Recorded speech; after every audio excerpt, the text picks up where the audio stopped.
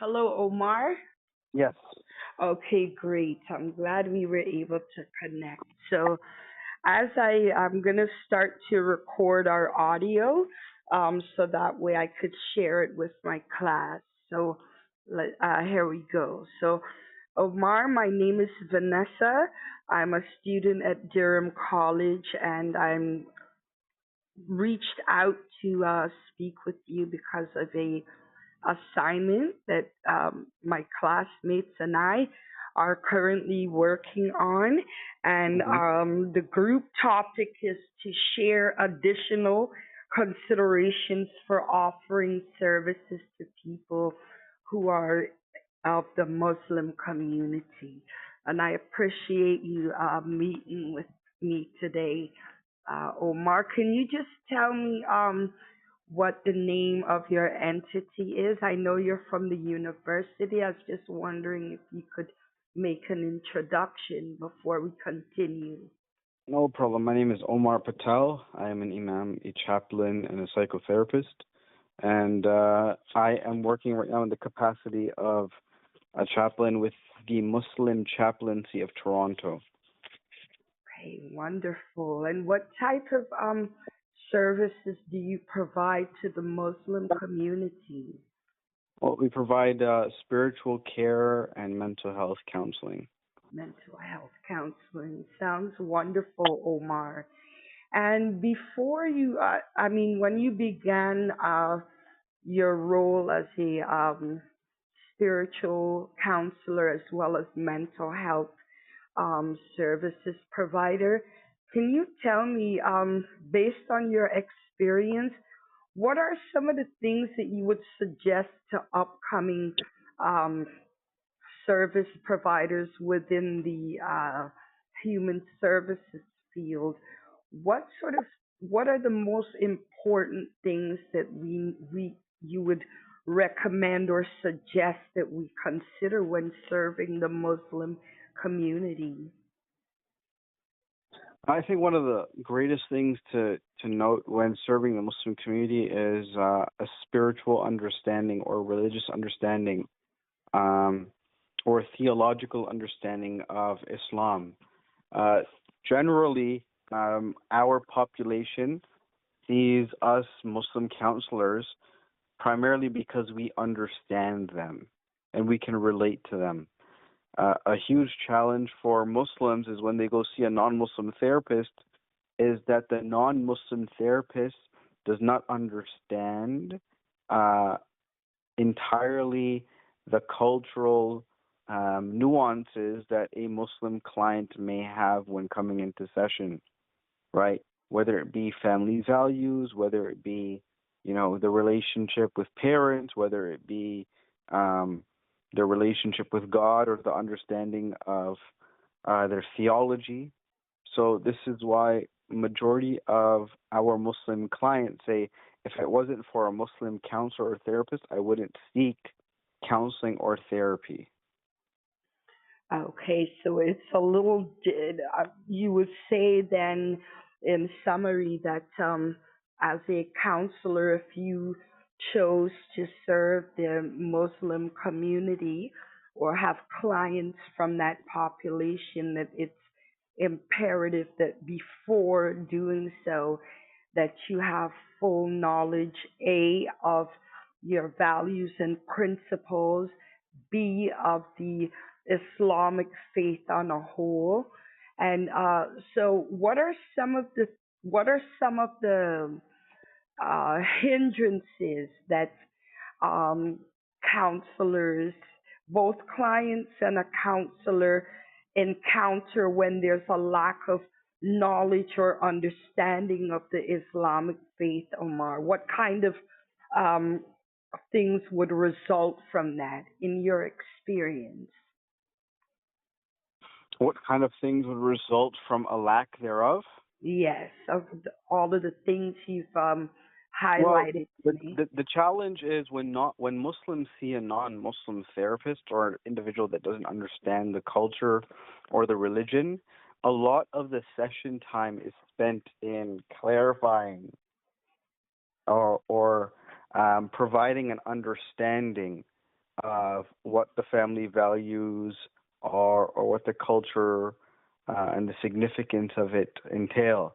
I've had students that have visited the University of Toronto's Health and Wellness Center, and then they've visited myself and they've had sessions with me, and they said, "Wow, it's like you know a heaven and earth differentiation." Primarily because I spent 3 sessions with this, you know, quote unquote white therapist, listening to my problems, but asking me for so many clarifications in terms of why is it like this or why is it like that, and I had to break everything down, explain to them, whereas you already understand, The culture.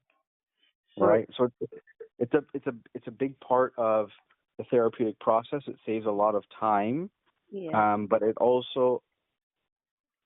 creates a sense of ease and removes the burden of um, developing a sense of familiarity and rapport with the client.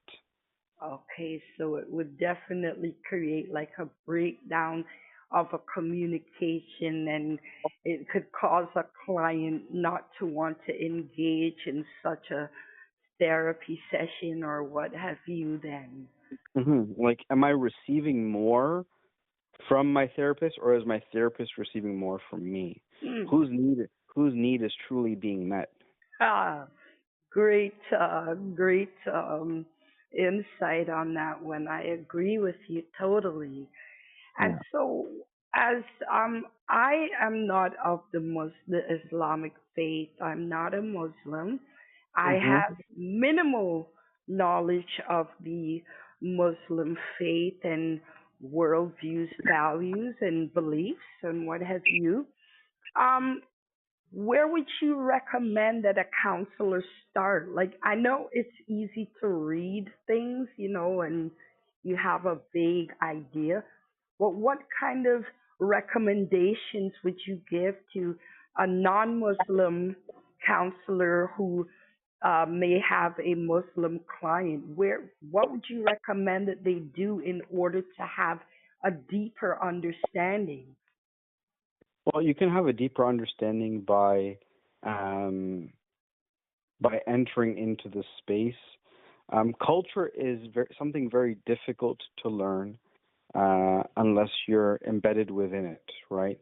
So Yeah. I can sit behind my desk or my computer, and I can try to learn the culture of the Hawaiian folk and their people, and their rich tradition and heritage with land and their culture. But I wouldn't truly be able to understand it unless I plug myself in with their community, right? And that's where I truly like it. I take away from what's black and white, and it becomes more nuanced and colored when I am actually with them, right? So, um, I, the question for me, simply put, is I would recognize my limitation in providing a substantial amount of support to a client that I don't share similar understandings with, that I have a referral network of individuals that can. So, for example, um, a Jewish individual comes to me and they're seeking services, or a Hindu individual comes to me seeking services, and they're talking about, uh, you know, things within their tradition or their culture that I don't necessarily understand. Reincarnation, for one, or I can understand it, but I don't truly um, I can't empathize with it. And so it hinders my practice as a therapist. Perhaps, again, these are all hypotheticals, Yeah. right? Can I find the best possible care for this potential client? And what would that look like for them? Because I am not trying to have my need met where I'm trying to make money from my clients, as much as I'm trying to have their needs met by ensuring that they have the best possible care or access to care, right? And I think that's very important. I agree with you. So part of meeting a client's needs, in this case, we're focusing on the Muslim community, may be the usage of referral in order to ensure that the client's needs come first before the service provider then. Correct. So for Okay. us with the Muslim chaplaincy, we provide a spiritual integrated, you know, counseling approach, and that's what chaplaincy is. Chaplaincy is cultivating spiritual spaces in secular institutions. So you have hospitals, you have the military, you have universities, you have airports. And so these secular spaces that aren't truly religious or sacred spaces now have opened up by virtue of religious care providers, which are called chaplains. So Yes. what we do is we provide a sense of religiosity. And that's where we come in as either imams or chaplains. We attempt to provide or bring the mosque, the church, the synagogue, the mandir or the temple to the population in the secular space. I completely understand. Now, I really appreciate what you're sharing with me. And I wanted to kind of breach on the subject of mental health within the Muslim community. I know, Hmm. as you're probably already aware, Omar, that every culture and community has their own views or how they receive mental illness. Can you share with me within the Muslim culture what is their response to mental illness? What are some of their beliefs and values in terms of mental illness through the perspective of someone such as yourself? Like, Um, so mental health is, a part of our tradition. okay, Our tradition focuses on two main sources. hmm, The first being the Quran, or the book that's been revealed by God. yes, The second being the Sunnah, the practice and the lifestyle of the Prophet Muhammad, peace and blessings be upon him.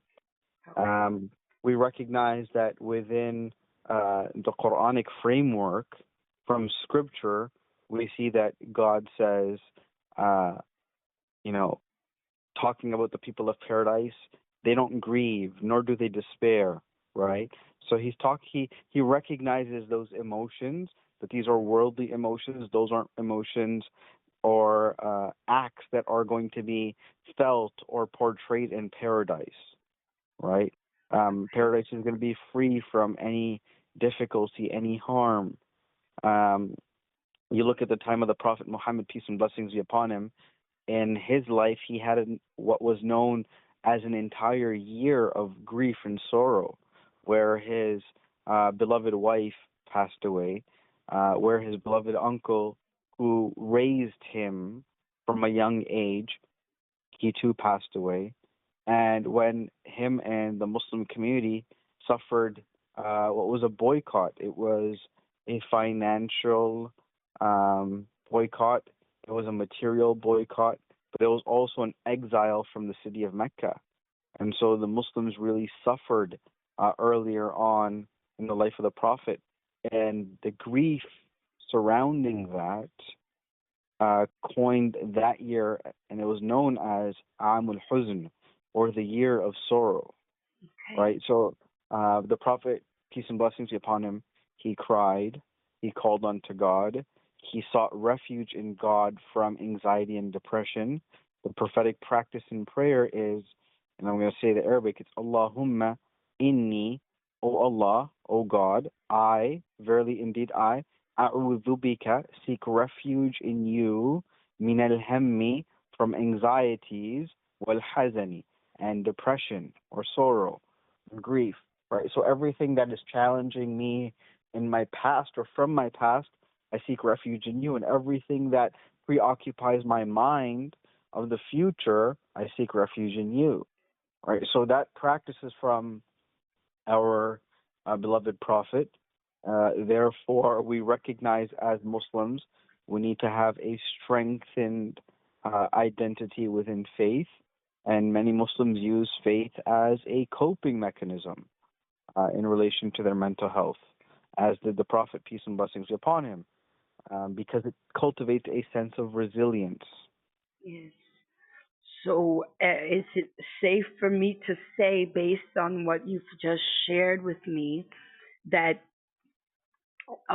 as opposed to how North American mental health service providers, where mental health um, treatment can come either through the form of medication or hospitalization or therapists with either a psychologist or a psychiatrist. We would need to consider that through Muslims' belief that addressing mental health would be to focus on one's um, spiritual um, mind frame, then, as opposed to the treatment or solutions that are provided in North American belief, then. What do you mean by North American beliefs? Um, Maybe I phrased that wrong. So let's say, for example, if I were to seek help as a patient who's living with mental health issues, um, outside of the Muslim community, I would more than likely have, you know, sessions with a psychiatrist, medication may be a possibility.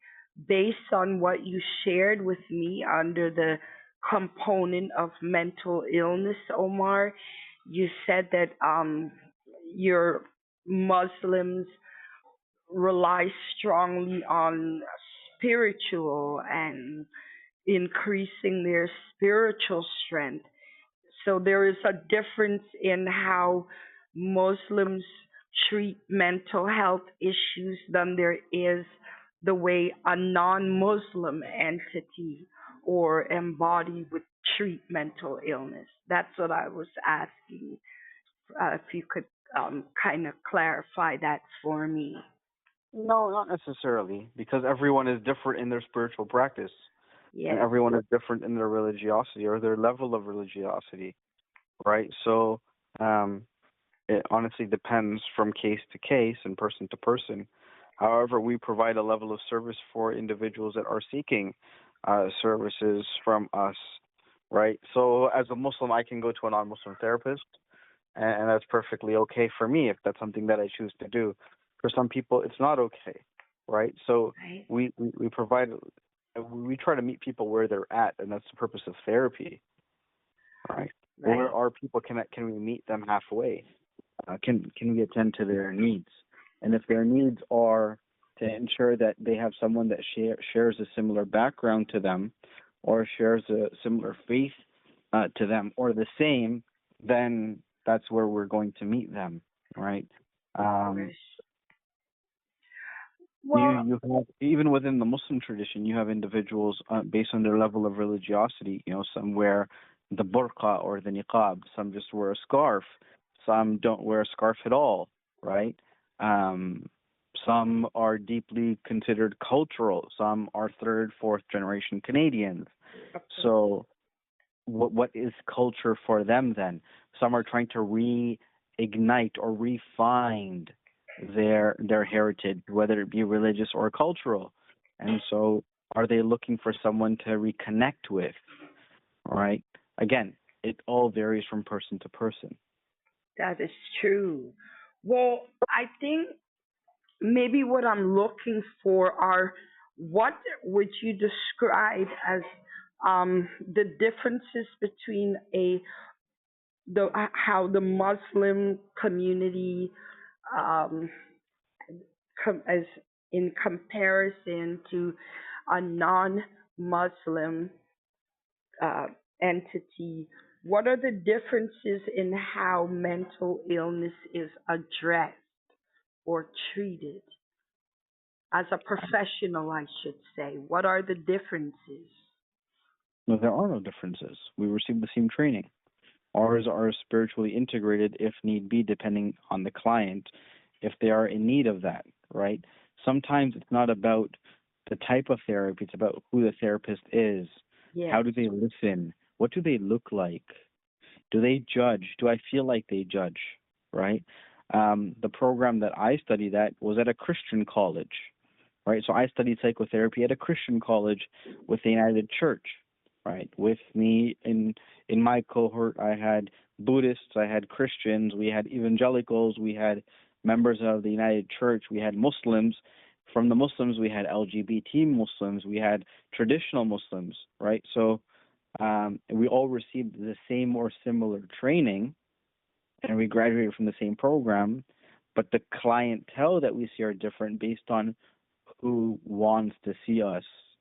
Okay. So Does I that make think sense? it makes a lot of sense. But you know what I think I've discovered from what you're saying to me is that that spiritual integration piece is not always inclusive in non-Muslim services. That's in my belief. That's what I think. That key word was spiritual Well, integration. I'm well, happy. our program was a spiritually integrated therapy program, right? Yes. Before CRPO, I'm not sure how knowledgeable you are in relation to like the psychotherapy Ontario legislation. Before the college came about, individuals were registered as spiritual care providers with the Canadian Association for Spiritual Care, and Okay. you had a few universities that partnered up with that organization and that institution. The first would be the University of Toronto's, theological colleges, Toronto School of Theology. You had the Lutheran University. You had Laurier. You have University of Guelph, Humber, right? So they all have Tyndale College. So you have a lot of universities and colleges across Canada that focused in on a spiritual element for counseling and psychotherapy. Okay, I wasn't aware. No, you're right. You are teaching me something very new. The program that I am enrolled in is the social service worker program, so I'm not advanced that far into the field just as yet. But I really am learning a lot from what you're sharing with me. And aside from knowledge of the Muslim faith and how you receive, you know, addressing mental illness, are Mm-hmm. there any additional considerations that you would suggest to my Well, group?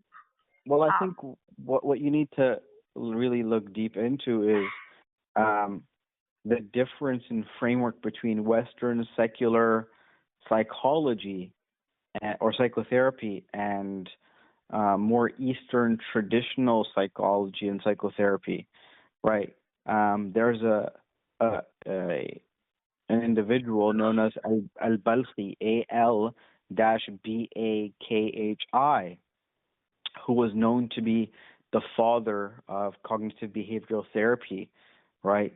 Um, and we truly believe that and research was uncovered from the Stanford University's Muslim Mental Health Lab to prove this, right? To show that Muslims had an identity in psychology and psychotherapy long before Western psychology came about. That's number one. Number two is um, our psychology is that we are God centric, right? okay. Whereas Western psychology is more person centric, I centered. Like, what am I feeling right now? How can I feel better? What are my needs in relation to all of this? Whereas the Muslims' belief psychologically is, well, where's God in all of this? And how do I turn back to God? How do I get closer to God? Right? Because evidently, the closer I am to God, uh, the healthier I am spiritually, psychologically, and so on and so forth. Right? If God brought this upon me, God can take me through this. Okay, That is spiritual integrated psychotherapy. I understand. And would you say that Muslim clients, well, I don't want to like just say everybody's the same or has the same need, but we do have to consider that fact definitely if we are thinking of entering into the field, then for sure, right? Sorry, I don't understand. What you just shared with me with the difference between um, Western society and like the Muslim tied into the spiritual integration, that's a very important fact to consider then. No, 100%. Okay, 100%. okay. Right. Colonialism played a part with, a lot of people's psyches, immigrational trauma, generational trauma, right? So these are all things that we have to consider. My co-chaplain on our team, Imam Yassin Dwyer, his family comes from Manitoba, but their ancestors, came to Canada in, the Underground Railroad, right? What does that have, and how does that play part and parcel with their community's mental health? And now, associating with that he is a convert to Islam. Now he can meet many different people and their needs, right? So, being a bit more understanding, culturally in tune, having different experiences, that provides a sense of deeper wisdom that is greater reach than reading books. Definitely. I'm really learning a lot from what you're sharing with me, and I think that the rest of my group members will also find that all that you shared um, with me very useful. And like before we go, Omar, is there anything further you'd like to add to um, students like myself who are coming up into the field of human services, uh, therapy, counseling? What else would you like to say? What else would Well, you like to share? I would say try your best to get into a program that has a great track record, right? So, speak with individuals that are or have been in the field or industry for quite some time. Post COVID, there has been a huge spike in the need for marital therapists, as many couples are struggling with their marriages. Yes. If you're looking for a wonderful, spiritually integrated marital therapy approach, the University of Guelph at Humber, they have a great master's in family therapy and couples counseling certification, something that I would definitely look into right now, because you want to meet the needs of the people, right? You don't want to be providing. I know Durham College also has a great addictions program as well, and addictions are definitely on the rise, right? So again, you want to be able to catch, catch these waves before they actually hit. Right. And it's difficult for us individuals that are service providers now to go back and to retrain and go back to school. It's really hard to go back to school once you're out. But if you're in, then it's how can I prepare for, later on in my life and career from now. So you would suggest taking any opportunity available to increase knowledge and what have you then, rather. 100%, especially with couples counseling and addictions. Okay, I will definitely be sharing what you've just suggested, you know, and I can't tell you how much I appreciate you um sharing all of this with me and just helping us to understand better, you know, if we're ever as counselors in the future when we finish our program and before serving any community, that we consider these facts that you've shared with me, Omar. I I appreciate it. appreciate Thank you very much. I appreciate you too, Omar. So, as you know, I just recorded our audio so that way I can share our discussion with my Hmm. group. I assure you it will not be used for anything other than our group assignment. And my name is Vanessa St. Louis, and I really appreciate you and your assistance with the information you provided to me. And I hope you take care. And I think you're doing a wonderful job. Thank you. Thank you very much. You're welcome, Omar, and assalamu alaikum. Islam, take care of yourself. You too. Bless you. Bye bye, Omar. Bye bye. Bye.